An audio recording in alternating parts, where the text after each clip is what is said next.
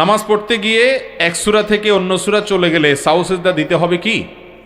নামাজ পড়তে গিয়ে হঠাৎ আপনি এক সূরা থেকে আরেক সূরাতে চলে গেলেন, যদি আপনি বুঝে বুঝে যান একটা সূরাতে একটা জায়গা গিয়ে দাঁড়াইছেন, সেখানে অর্থ পূর্ণাঙ্গ হয়েছে, ওয়াকফ করছেন জায়গা মতো, অজায়গায় দাঁড়ান নাই, এটা বুঝেন, এরপর আপনি অন্য জায়গা থেকেও তেলাওয়াত করলেন, নামাজ হবে, অসুবিধা নেই। তবে সলাতের ক্ষেত্রে সুন্নাহ হলো আপনি যে কোনো একটা জায়গা থেকে তিলাওয়াত করে, বিশেষ করে একটা পূর্ণাঙ্গ সূরা পড়তে পারলে সেটা বেশি ভালো, এটা উত্তমের ব্যাপার, উত্তম।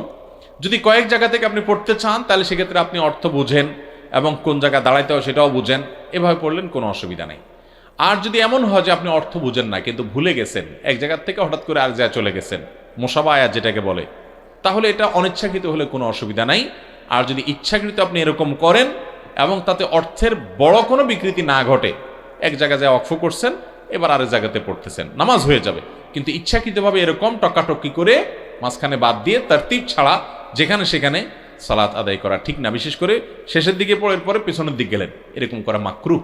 কিন্তু যদি কেউ এরকম এক এক জায়গা থেকে একটু একটু করে পড়ে, অর্থ বুঝে বুঝে এবং ধারাবাহিকতা রক্ষা করে, নামাজ হয়ে যাবে।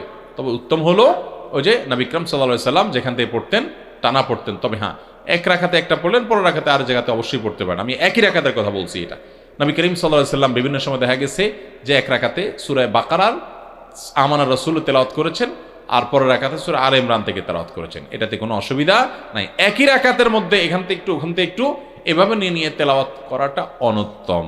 যদি করতে চান অর্থ বুঝে আপনি যদি করেন, নামাজ হয়ে যাবে, কিন্তু উত্তম হলো ধারাবাহিকভাবে আপনি তেলাওয়াত করা।